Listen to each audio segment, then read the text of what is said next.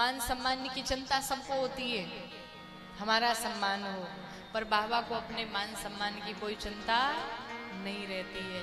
बाबा के ऊपर जल चढ़ाओ तो भी खुश, दूध चढ़ाओ तो भी खुश, जो कोई न पूछे वही चढ़ा दो तो भी बाबा खुश। बाबा की कोई डिमांड नहीं है, आप जैसे चाहो बाबा को प्रसन्न कर लो, बस भाव शुद्ध होना चाहिए, भाव मुख्य है। बाबा का नाम ही है भोले भंडारी। क्या कहते हैं? भोले। अर्थात जैसे कोई जाता और कहता है भो, तो बाबा कहते हैं ले, वही है भोले।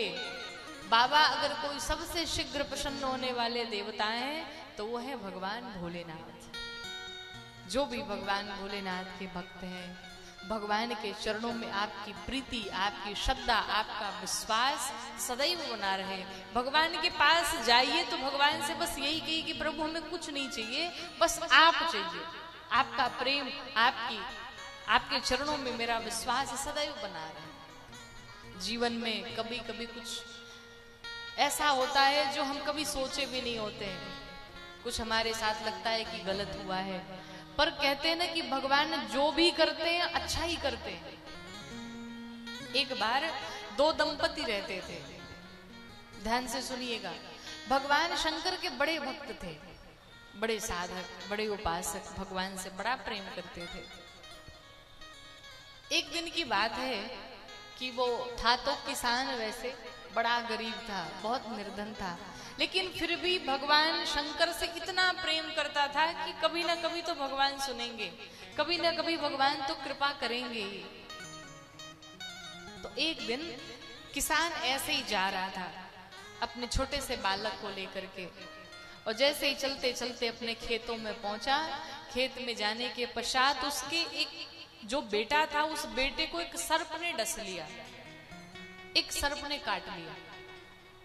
अब वो किसान जोर जोर से रोने लगा, क्या प्रभु, पहले से ही घर में इतनी गरीबी थी, मैं इतना निर्धन था, पहले से कितना परेशान था, एक बेटा भी जो आपने दिया वो भी छीनना चाहते हो। दौड़ा भागा हाथ में लेकर के उस बेटे को चला। चलते चलते एक वैद्य रास्ते में मिले, उस वैद्य के पास लेकर के गया। वैद्य जी ने कुछ औषधियां दी, दवाइयां खिलाई, बेटा जीवित होकर के खड़ा हो गया। भगवान शंकर को धन्यवाद किया, प्रभु आपकी बड़ी कृपा हुई, बेटा मेरा जीवित हो गया। फिर घर आया, फिर अपनी खेती संभालने लगा, अपना घर परिवार संभालने लगा, अपना कार्य करने लगा। अब एक दिन की बात है कि किसान अपने खेत में कुछ काम करने जा रहा था, तब तक सामने से एक बैल आया और बैल दौड़ाया इस किसान को मारने के लिए, लेकिन बीच में ही एक व्यक्ति मिला, जिस व्यक्ति ने किसान को बचा लिया, बस उसके हाथ टूट गए। किसान सोचा कि भगवान भी कैसी कठिन से कठिन परीक्षा लेते हैं, बताओ इधर कितनी गरीबी और भगवान ने हाथ तोड़ करके बिठा दिया घर पे। चलो कुछ दिन तक वो चला, ठीक हुआ। अब जो किसान खेत में अपने फसल लगाया था, भगवान की ऐसी अद्भुत कृपा हुई कि इतनी दिव्य फसल निकली, इतनी अद्भुत फसल निकली कि पूरे गांव नगर में ऐसी किसी की फसल नहीं निकली थी। अब किसान तो जय जयकार करने लगा, भगवान शंकर का प्रसन्न हो गया, बाबा की बड़ी कृपा हुई, अब की बार खेती देखो बड़ी दिव्य हुई है, अब की बार तो मैं ढेर सारा इस अन्न को बेच करके ढेर सारे पैसे कमाऊंगा, बाबा बड़े दयालु, बाबा जरूर कुछ ना कुछ कृपा करेंगे। किसान तो प्रसन्न हो गया, खेती लहलहा रही है। अब धान बो करके जब काटने का समय आया, काट लिया, खेत में ही पहले लोग रख भी देते थे, उसने रख करके ढक दिया, कुछ पॉलीथीन से या जिस चीज से भी ढक दिया। पति पत्नी और वही छोटा सा बेटा तीनों खेत में बैठ करके बातें कर रहे थे, बड़े खुश थे कि कल इसे घर पर लेकर के जाएंगे और ग्राहक को बेचेंगे तो ढेर सारे पैसे आएंगे, हम लोग आनंद करेंगे। तब तक उसकी जो पत्नी थी, पत्नी ने कहा एक काम करो, चल के भोजन करो। पति ने कहा बात तो ठीक है, एक काम करो तुम दोनों यही रहो, मैं भोजन करके आता हूँ। किसान गया भोजन करने घर पे, तब तक उसका जो छोटा सा बेटा था वो भी रोने लगा कि मुझे जोर की भूख लगी, माँ मुझे भी ले चलो। तो माता ने क्या किया कि लेकर के छोटे से बालक को चल पड़ी घर पे कि चलो तीनों फिर साथ ही में आएंगे। तीनों चले घर चले गए। घर से जाकर के भोजन करके जब वापस आए तो देखा तो काले काले बादल मंडराने लगे। अब आप विचार करिए, कल्पना करिए, किसान की खेती लहलहा रही हो, जिस खेती से, जिस फसल से उसे कितनी सारी उम्मीदें जुड़ी हो, कितने सारे उसके सपने जुड़े हैं। अन्न खेत में पड़ा हुआ है और उस समय काले काले बादल गिरने लगे, उस समय काली घटाएं छाने लगे। किसान के ऊपर क्या बीतती है। हे प्रभु, कहीं ऐसा ना हो बारिश हो जाए, मेरी सारी मेहनत समाप्त हो जाएगी, सब कुछ चला जाएगा मेरा। किसान भी बैठा बैठा यही सोच रहा था कि मैं तो बड़ा प्रसन्न था कि बाबा बड़ी कृपा करके अब की बार की फसल दिव्य उगाए हैं और अब की बार ढेर सारा धन मुझे मिलेगा, लेकिन लगता है कि कहीं बारिश ना हो जाए। अभी विचार ही कर रहा था, तब तक जो जोरदार की मूसलाधार बारिश हुई, ऐसी बारिश हुई कि कभी ऐसी बारिश हुई नहीं थी। और इतनी बारिश हुई कि जो भी अन्न उसका खेत में पड़ा था वो सारा अन्न बह गया। अब तो किसान बैठ करके जोर जोर से चिक्कार मार करके रोने लगा।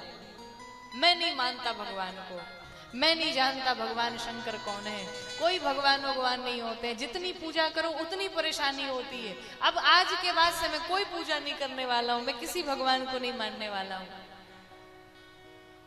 रो पड़ा, पत्नी बच्चे सब रो रहे हैं। भगवान, क्या आप जो लोग सच्चे होते उसकी नहीं सुनते? बार बार कोसता है भगवान शंकर को। उस समय भगवान शंकर प्रकट हो गए, दर्शन दे दिए उस किसान को। बोलो शंकर भगवान की।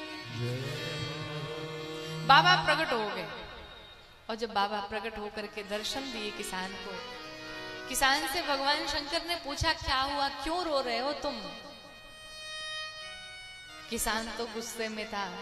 किसान ने कहा, प्रभु इस स्थिति में भी आप अभी व्यंग कर रहे हैं मेरे ऊपर कि क्या हाल चाल है, क्यों रो रहे हो? आपको नहीं पता मैं क्यों रो रहा हूं?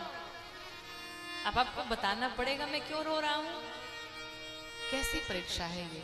मैं नहीं जानता आपको, मैं नहीं मानता कि आप भगवान हैं। मैंने आप पर बड़ा विश्वास किया था, बड़ी श्रद्धा थी आपके भीतर, आपके चरणों में बड़ा विश्वास था, लेकिन ना आपने मेरी भक्ति की लाज रखी, ना आपने मेरे प्रेम की लाज रखी, ना आप मेरे विश्वास की लाज रखी। कैसे आपकी पूजा करूं? नहीं मानता मैं। भगवान शंकर ने कहा, तुम्हारा गुस्सा तो जायज है, गुस्सा कर लो, लेकिन मैं जो कहने जा रहा हूं मेरी भी बात तो सुन लो एक बार। किसान ने पूछा, क्या? कहिए। कहा, जब पहली बार तुम्हारे पुत्र को एक सर्प ने डस लिया था, तुम्हें ज्ञात नहीं है, जिस सर्प ने तुम्हारे बालक को काटा था वो कोई साधारण सा सर्प नहीं था, वो साक्षात काल था जिसने तुम्हारे बेटे को डस लिया। और जब तुम्हारे बेटे को काल ने डस लिया, कोई बचाने वाला नहीं था, तुम्हारा बेटा जीवित नहीं होता, लेकिन जो रास्ते में तुम्हें वैद्य मिले ना, वो वैद्य कोई और नहीं था, बल्कि वो वैद्य बन करके मैं ही आया था तुम्हारे बेटे को बचाने के लिए। चलो, दूसरा, तुम्हें लगता है कि तुम्हें जो बैल मारने के लिए आया था वो बैल भी तुम्हारी मृत्यु का कारण बनने वाला था, लेकिन बीच में जो दूसरे व्यक्ति ने तुम्हारे प्राणों की रक्षा की वो कोई और नहीं था, वो बल्कि मैं ही गया था तुम्हें बचाने के लिए। क्या तुम्हें लगता है अभी भी मैं गलत हूं? किसान ने कहा, वो तो सब ठीक है, लेकिन ये अन्न हुआ था इसको बहा दिया, इसका क्या मतलब है? इसमें हमारा कौन सा भला कर दिया आपने? भगवान शंकर ने कहा, तुम्हारी खेती लहलहा रही थी, तुम्हारी फसल लहलहा रही थी, तुम्हारे आस पड़ोस गांव नगर के जितने लोग थे सब तुमसे ईर्ष्या करने लगे थे कि इसकी खेती इतनी कैसे लहलहा रही है। सब तुमसे द्वेष कर रहे थे, जलन कर रहे थे, ईर्ष्या कर रहे थे। और जिस समय तुम पत्नी बेटे अपने तीनों तुम चले गए घर पे भोजन करने के लिए, उसी समय तुम्हारे गांव का ही एक व्यक्ति आया और उस पूरे अन्न में जहर मिला दिया। तुम विचार करो, वो अन्न घर पे लेकर के जाते, वो अन्न तुम खाते, तुम्हारा बेटा खाता, तुम्हारी पत्नी खाती, तीनों के तीनों समाप्त हो जाते। मेरे पास और कोई चारा नहीं था, इसलिए मैंने बारिश करा दी कि ताकि सारा वो अन्न बह जाए, ताकि किसी के भी अंक में न जाए, किसी की भी मृत्यु हो सके। अगर इसके बाद भी तुम्हें लगता है कि मैं अपराधी हूं तो मुझे जो सजा देनी है तुम दे दो। किसान भगवान के चरणों में पड़ गया। किसान ने भगवान से क्षमा मांग ली, कहा प्रभु हमसे बड़ा अपराध हो गया, हमने आपके विषय में बड़ा बुरा सोचा, लेकिन अब पता चला कि जो भगवान करते हैं वो सही ही करते हैं, इसलिए भगवान की ही रजा में हमारी भी रजा होनी चाहिए। बोलो भक्तवत्सल भगवान की।